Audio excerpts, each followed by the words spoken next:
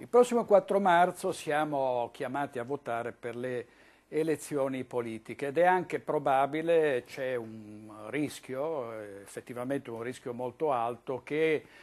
non si riescano a raggiungere i numeri per formare un nuovo governo e che quindi si debba tornare alle urne. Una cosa invece è certa e definitiva: il 22 ottobre 2.400.000 veneti sono andati a votare ed in grande maggioranza hanno votato in un referendum storico per il sì all'autonomia. Allora noi abbiamo pensato, mentre impazza la campagna elettorale, si sentono anche qui sul territorio promesse di ogni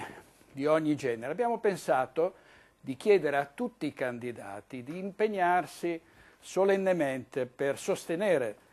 questa riforma storica, cioè l'autonomia della regione del Veneto, perché arrivano candidati anche dall'esterno, sono catapultati, sono candidati nelle liste bloccate, decise da altri, e sostengono che loro faranno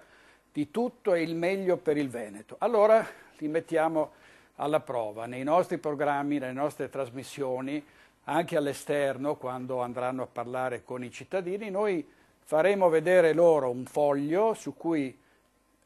ci sono poche righe in cui il candidato si impegna proprio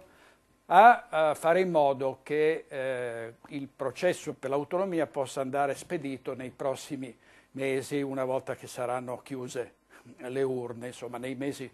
dopo le elezioni in particolare. Vedremo a quel punto chi terrà veramente a questa regione e alle esigenze di un'intera comunità. Sono in troppi a dire: io sono qui per difendere gli interessi del Veneto. Vediamo, mettiamoli alla prova, vediamo se firmeranno questo impegno o se si asterranno dal farlo, e ovviamente è una scelta più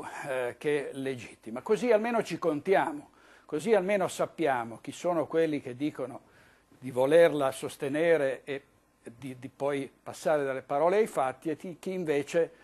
cerca appunto di gabellare un finto impegno per una missione vera e propria al servizio di questo territorio. Vi terremo aggiornati su questo e poi alla fine noi, prima delle elezioni, daremo conto di tutti i candidati che hanno votato e che non hanno votato per sostenere